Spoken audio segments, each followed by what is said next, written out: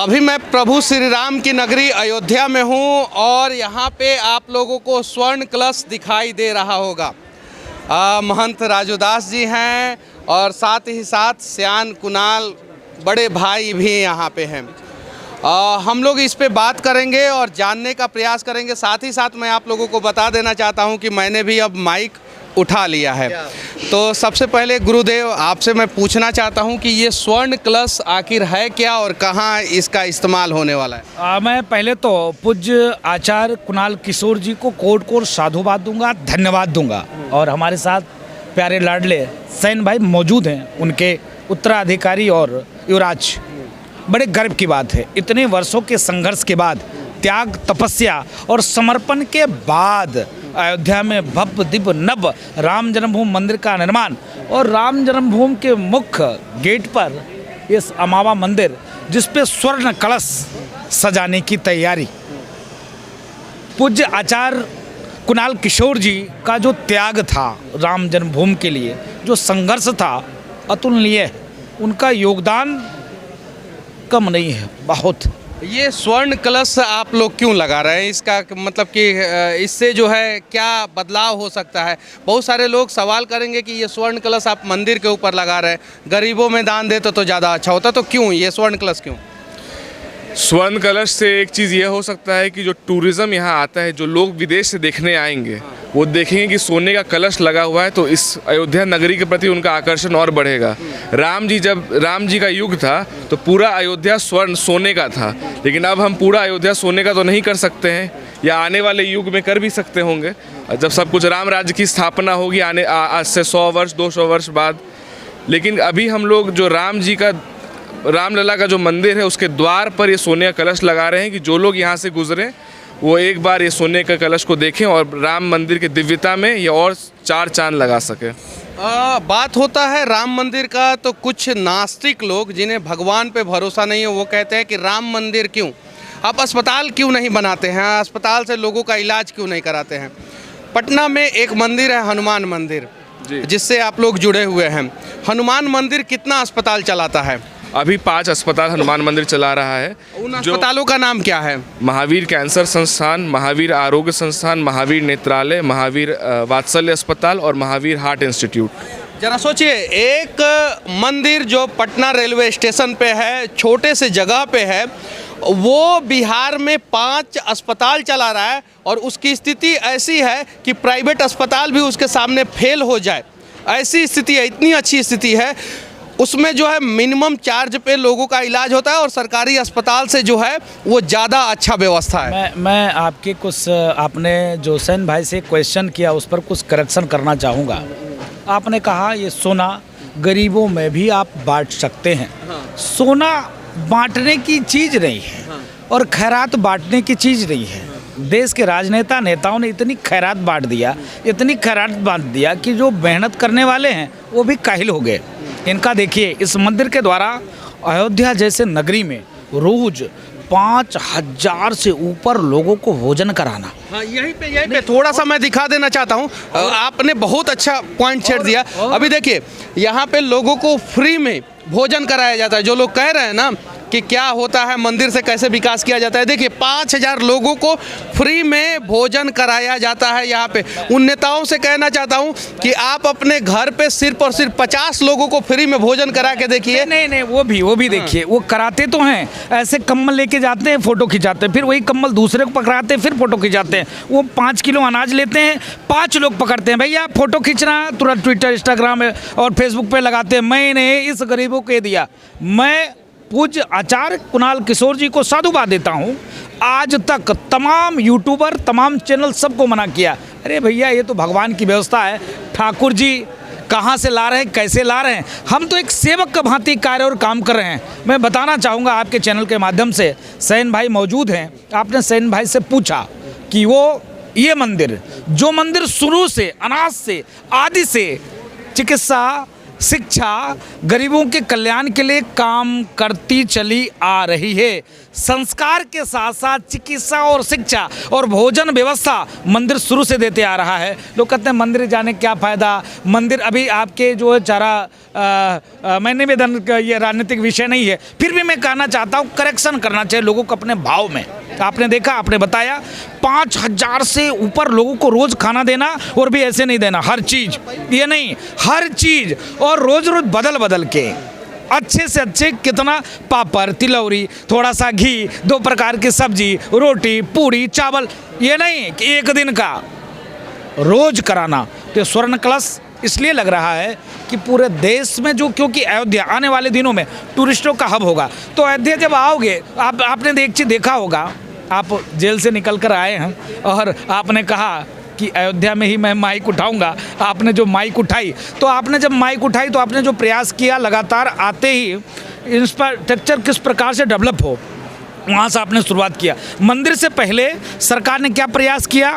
रोडें, सड़कें, नालियाँ, रेलवे स्टेशन, बस अड्डा, एयरपोर्ट, देश और दुनिया से कैसे लोग अयोध्या आवे, अयोध्या से जुड़े।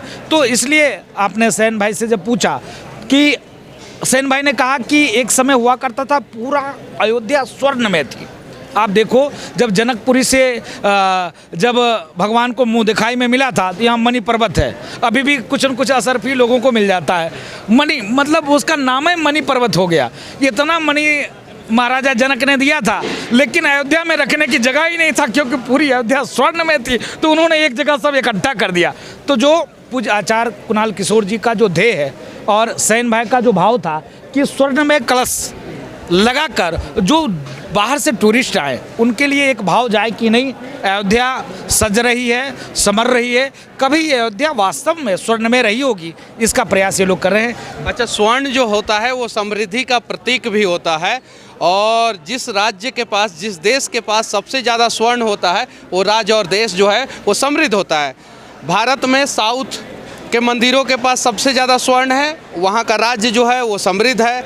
दुनिया में जो है अमेरिका के पास स्वर्ण का सबसे ज़्यादा भंडार है, वो ज़्यादा समृद्ध है। और ऐसा नहीं है कि सिर्फ मंदिरों में ही स्वर्ण का इस्तेमाल होता है, बहुत सारे मस्जिद में भी और ये चर्च में भी स्वर्ण का इस्तेमाल हुआ है। एक और सवाल मैं आपसे पूछना चाहता हूँ कि पटना का हनुमान मंदिर राम मंदिर निर्माण में कितना का सहयोग किया है? 10 करोड़ की घोषणा पिताजी ने की थी, जिस दिन फैसला आया था उसी दिन 10 करोड़ की घोषणा की थी। 8 करोड़ अभी तक दिया जा चुका है, और पिताजी इस बार जब आएंगे तो सोने का धनुष बाण और बचा हुआ 2 करोड़ रुपया राम जन्मभूमि तीर्थ क्षेत्र को सौंपेंगे।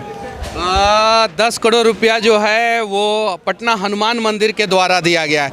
100 कुछ एकड़ का ये परिसर हो गया। 67 एकड़ गवर्नमेंट ने दी थी, बाकी राम जन्मभूमि तीर्थ क्षेत्र ने निवेदन करके, प्रयास करके, आम भक्तों की पैसा से एक खरीदा। और आपने पूछा कि राम जन्मभूमि मंदिर निर्माण में जो पैसे किसके द्वारा हो रहा है, एक एक रुपया सरकार का नहीं है। मैं पुनः निवेदन करता हूँ, गवर्नमेंट का नहीं है। मैं उनसे सवाल पूछता हूँ जो कहते हैं मंदिर सरकार बनवा रही है, 1 रुपया सरकार का इसमें नहीं है, इससे ज़्यादा सरकार लाभ ले रही है। आप समझिए, अयोध्या के नाम पे, अमावा मंदिर के नाम पे, हनुमानगढ़ी के नाम पे जो टूरिस्ट आते हैं, भक्त आते हैं, कुछ न कुछ जरूर अयोध्या के लोगों से लेते हैं। ये पूरा टैक्स गवर्नमेंट ले रही है। सरकार से तो मेरा निवेदन है, एक लोगो जारी करना चाहिए। जो अयोध्या जाना चाहता है, बस की किराया उसके लिए इतनी कर दी जाएगी, रेलवे की किराया उसके लिए इतनी कर दी जाएगी। जब आप इतना इकोनॉमी का फ़ायदा लेते हो तब मैं मानूंगा कि सरकार कुछ कर रही है। राम जन्मभूमि का जो निर्माण है, 1-1 रुपया पाई पाई सनातनियों का देन है। और अभी जैसे भैया ने कहा कि 30% तैयार हो पाया, अभी 70% बाकी है, वाकई में बाकी है। अभी जो मंदिर परिसर का जो डेवलपमेंट का कार्यक्रम है, अभी 70% बाकी है। 30% में ही गर्भगृह बन के तैयार हुआ है, और वहाँ पे 22 जनवरी को सांस्कृतिक आजादी की वो दिन प्राण प्रतिष्ठा होगा। कितना फीट हाइट है इस स्वर्ण कलश का? लगभग 18 फीट के आसपास इसकी हाइट है। और ये स्वर्ण कलश कहाँ लगने वाला है? ये जो मंदिर का जो सबसे ऊपर है, ये पीछे में आप जाएंगे तो द्वार है। हाँ। जो राम जन्मभूमि जाने के लिए जो तीर्थ यात्री हैं, हाँ। वो इसी द्वार के द्वारा घुसेंगे। हाँ। जब उनकी नज़र ऊपर जाएगी तो वो देखेंगे कि सोने का कलश यहाँ लगा हुआ है। हाँ। तो उनके मन में जो है भाव और बढ़ जाएगा राम जी के प्रति। हाँ। और जो जिस भाव से वो दर्शन करने आ रहे हैं उनकी मनोकामना ज़रूर पूर्ण होगी। अच्छा, जो लोग राम के अस्तित्व पे सवाल करते हैं, खड़े करते हैं, प्रश्न चिन्ह खड़े करते हैं, उनको क्या संदेश देना चाहते हैं आप? उनको यही संदेश है कि जैसे वो धरातल में जा रहे हैं और कहीं अंदर धंस ना जाए। जैसे अभी जो राम जी पर सवाल उठाए उनका क्या हाल हुआ है पूरा देश देख रहा है। और मेरी उनको भगवान कुछ सद्बुद्धि दें कि वो राम जी के प्रति उनकी आस्था भी बढ़े, कि वो वापस कुछ ना कुछ कहीं ना कहीं तो आ पाए। सब राज्य उनसे जा रहा है, सब कुछ उनसे जाता। जो राम पे प्रश्न खड़ा कर रहे हैं उन्हें महंत राजू दास जी जो है क्या संदेश देना चाहते हैं? नहीं, मैं निवेदन करना चाहता हूँ, यस न हो हाल तुम्हारा, रहा न कुल कोई रोबनहारा। राम जी का चरित्र देखिए, जब मत्था पकड़कर लंका अधिपति रावण बैठा था, उसी दिन 6 महीने हुआ था विभीषण जी कुंभकर्ण जी जगह थे। कुंभकर्ण जी खाने के बाद जब आए, कहने अरे वाह भैया, क्या हो गया भैया, क्यों निराश मुख करके तुम बैठे हो? लंका अधिपति का चेहरा ऐसा उदास, ऐसा क्यों? उन्होंने कहा भैया, एक सुंदरी को मैं हर लाया। बोला है रावण के पास सुंदरियों की कमी है कि सुंदरी को हर लाया?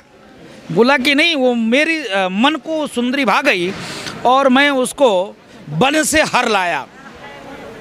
बोले हैं वन से हर लाया, ये गलत काम आपने किया, क्यों हर लाया?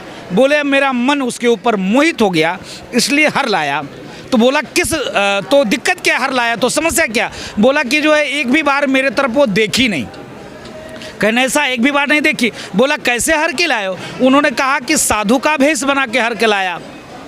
तो वो है कौन? तो मिथिलेश नंदनी सीता है और राम की पत्नी है।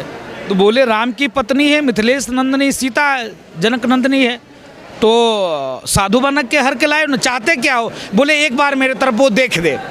तो बोले तो इसमें सामान्य सी बात है, टेंशन क्यों लेते हो? जैसे आप साधु बनकर उसको हर के लाए हो, वैसे राम बनकर राम का रूप धारण कर लो, वो आपको देखने लगेगी। बोले फिर मत्था पकड़ा, भैया यही तो चिंता का विषय है, इसलिए मैं सिर पकड़ के बैठा हूँ। बोले क्या? बोले कि जैसे मैंने राम का रूप धारण किया वैसे ही वो मेरी बेटी दिखने लग गई। राम और रावण में क्या अंतर है, लोग अक्सर पूछते हैं।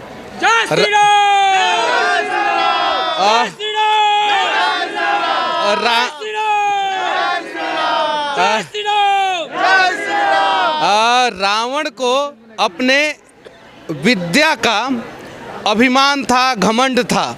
राम को जो है नारियों का सम्मान करने आता था। रावण जो है अपनी बहन का सिर्फ सम्मान करता था और राम जो है इस धरती की हर एक नारी का सम्मान करते थे। चलिए फिर मिलते हैं अयोध्या में किसी और वीडियो पे, तब तक के लिए यहाँ से जय श्री राम। जय जय श्री राम।